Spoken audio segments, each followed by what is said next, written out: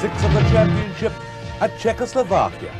Brno the venue, the last time on this famous old circuit, which sends shivers up the spines of any racing driver, with the village, the wooded section, and indeed the tight hairpins, all at over 150 miles per hour.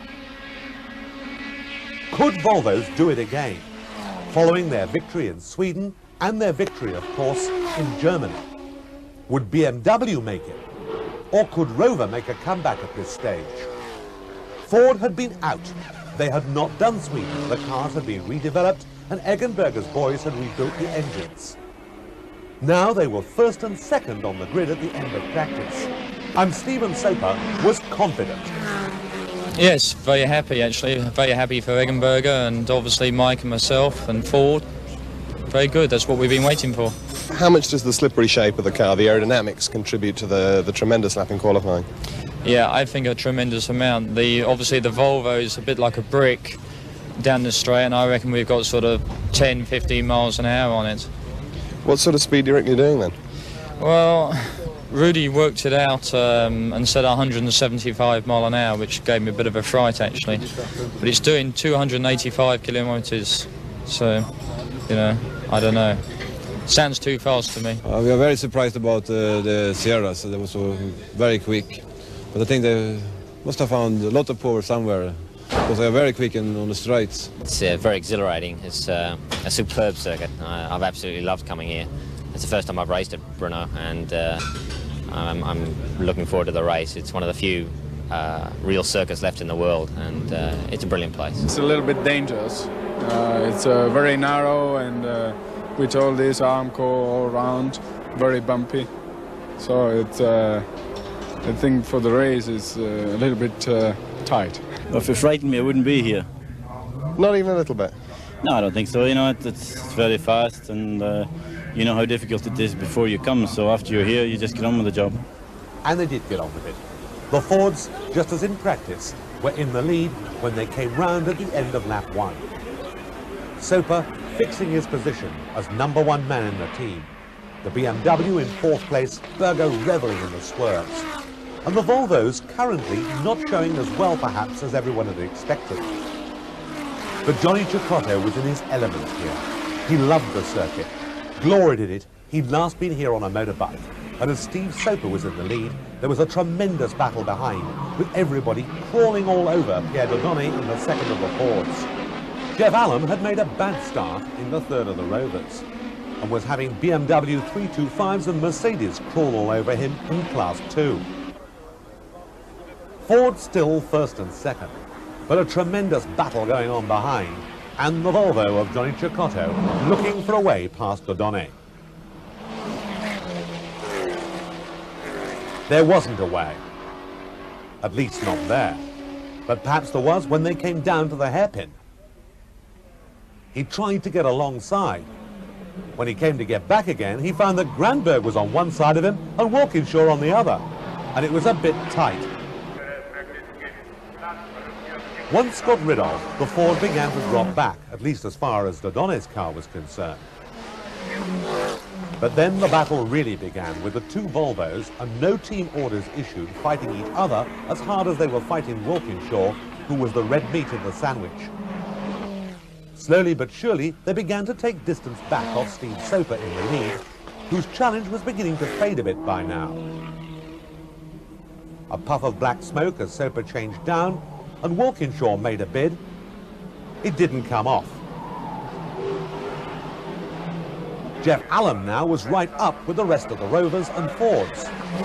Walkinshaw got himself ahead of both Volvos, and Allen all but hit the guardrail and then came tight in behind in spectacular motoring. Now Grandberg had a go. He moved up ahead of Cecotto. Soper hung on at the front. Walkinshaw on a power slide here in very spectacular form. Such bravery had to be rewarded, and soon Walkinshaw was right on the tail of the Ford.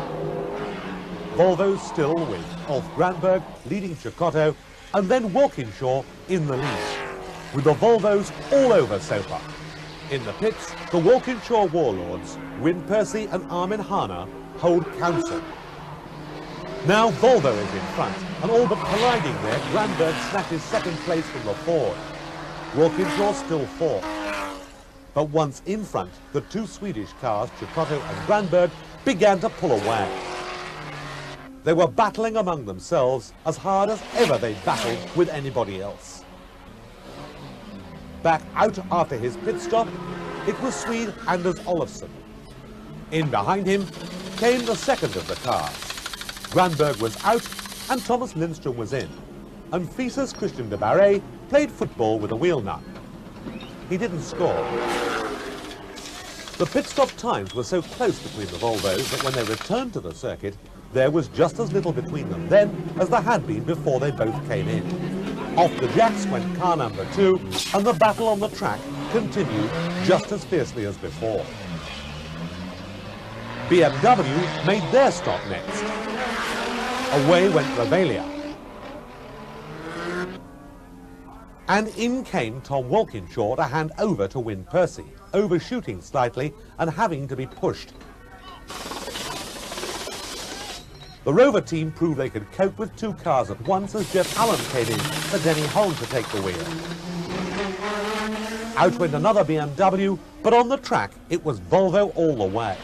Meanwhile, what had happened to the Fords? Well, the number 3 car was out. The number 4 car was still running. And Mike Chatwell told us about their dramas. Oh, we had a backfire in the spillage of fuel. It just caught a light and obviously had to put it out. How did you feel about that, sitting in the car? No, it was always just one of those things that happens. You know, you just got to Pierre jump back in. We had to run the car, there wasn't much damage, but it's just a pity that both cars are really out of contention. Back to the track again, and now the question was what would happen when the next round of pit stops took place. Volvo were due to make one more for a quick top-up with fuel, as they went by nose and tail. Lindström in the lead, behind him Anders Olofsson. Win Percy was holding on to third place with number 8 Rover. Thomas Lindström probably knows Volvos better than anybody else when it comes to mechanical problems and how much fuel they should use, etc. He decided on a 14-second stop and out went the car in second place. Meanwhile, Anders Olofsson, in the lead, trying to find a way past the Ford, was left to make up his mind. He came in for a very much shorter stop. Approximately 7 seconds the car was stationary. Fuel went in, brakes and tyres were checked, and it was back out into the race for car number 1. Ostensibly, therefore, he should have won. Meanwhile, the Mercedes had collided with the BMW, and once again, Revelia was driving a badly damaged car. He limped on. The last lap, and Volvos in first and second places are watched by John Wickham. Through they come, with the number 1 car in the lead, Olofsson, and the number 2 car, Lindström, in second place. And then, on the far side of the circuit, Olofsson ran out of fuel. Lindström passed him to come through to win. The Rover got through into second place. And limping home, Anders Olofsson had to be satisfied with third. Chicotto was so disgusted, he didn't even go to the presentation. Volvo first, Rover second, Volvo third. It had been the second win in a row for Ulf Granberg and Thomas Lindström, and Thomas recognised his good luck on this occasion. 2 laps from finish, I was sure he was second today, and suddenly it changed very quick.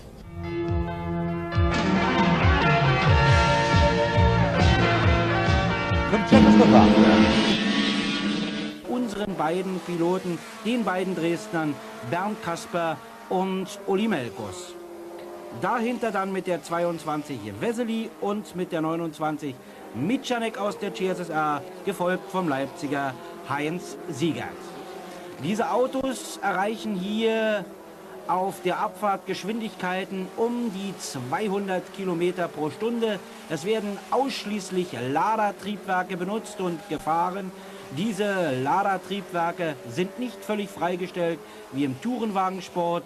Die Düsenbestückung ist anders, man kann den Motor abmagern, er erreicht so um die 90 bis 100 Pferdestärken, das ist von Konstrukteur zu Konstrukteur unterschiedlich. Hier eine ganz eigenwillige Konstruktion mit der 68 der CSSR-Fahrer Strauch. Dies ist ein Testmodell aus dem Lada Boleslav aus dem Skoda-Werk. Interessant, die Aerodynamik, aber noch fährt dieser Wagen im Hinterfeld. So, und hier versucht Bernd Kasper den führenden Karel Worel anzugreifen. Das ist kurz vor Start und Ziel. Dahinter sauber rundfahrend Uli Melkus.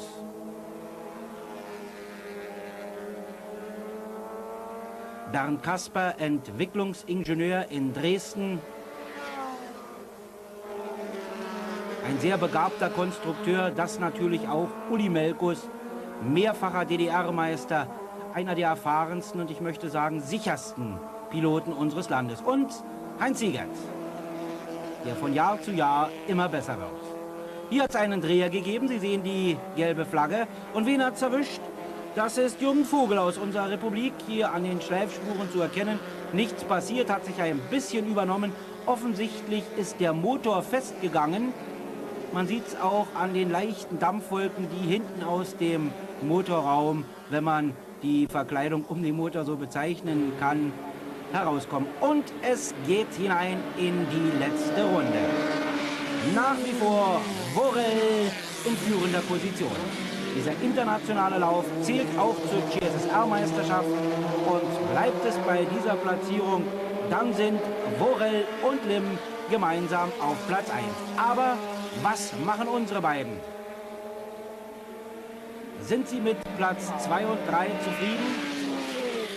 Hier haben wir ihn, Václav Lim. Er war schon Gewinner des Pokals für Frieden und Freundschaft, bekannt auch auf unseren Rennpisten in Schleiz und auf dem Frohburger Dreieck vor allen Dingen. Ein hochinteressanter Mann. Dobrota mit der 26 sahen wir hier. Und das ist der jüngere Vesely mit der 22, gefolgt von Meißner, Platz 5 und 6. Dahinter dann nach wie vor in ausgezeichneter 7. Position Heinz Siegert. Also Platz 2, 3 und 7 für unsere Männer bis zu dieser Stelle hier. Das ist sehr, sehr gut. Worel konnte sich ein bisschen absetzen. Sein Lada-Triebwerk hat ein klein wenig mehr Druck als die beiden Wagen unserer Dresdner Asse. Das zeigte sich vor allen Dingen auf den Geraden. Die Abstände scheinen jetzt doch für die Plätze 1 bis 3 ausreichend zu sein. Ein abgeschlagener Fahrer. Kutscherka mit interessanter Lackierung des Fahrzeuges. Václav Lim mit dem Avia.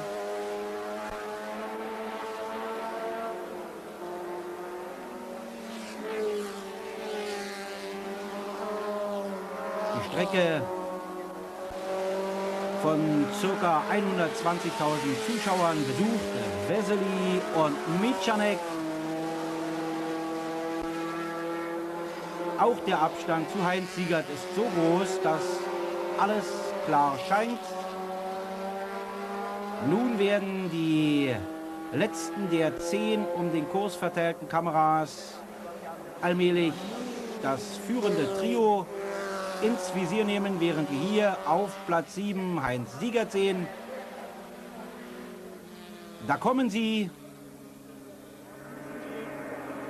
Worel wird noch einmal bedrängt von Kasper. Aber der geht kein Risiko mehr ein. Die letzte S-Kurve vor dem Start und Ziel. Ein glänzender Sieg von Worel, der von der ersten Runde an in Führung lag. Aber auch prima die Platzierung unserer beiden Dresdner Asse. Bernd Kasper und Uli Melkus auf den Plätzen 2 und 3. Auf Platz 4 wird sich Václav Lim einfinden, damit in der CSSR-Meisterschaft. Worel und Lim auf Platz 1. Das verspricht auch für den Pokal für Frieden und Freundschaft dann vor allen Dingen auch in unserem Land in Schleiz. Spannende Rennen, denn auch die nächstfolgenden, der junge Vesely Junior und Michanek fuhren sehr, sehr schnell und ausgeglichen. Zwischen der CSSR und der DDR wird sich im Pokal der spannendste Kampf abspielen, zumal Heinz Siegert seinen 7. Platz hier verteidigen konnte. Also mannschaftlich am geschlossensten die Gastgeber und unsere Piloten. Das verspricht, wie gesagt, für den Pokal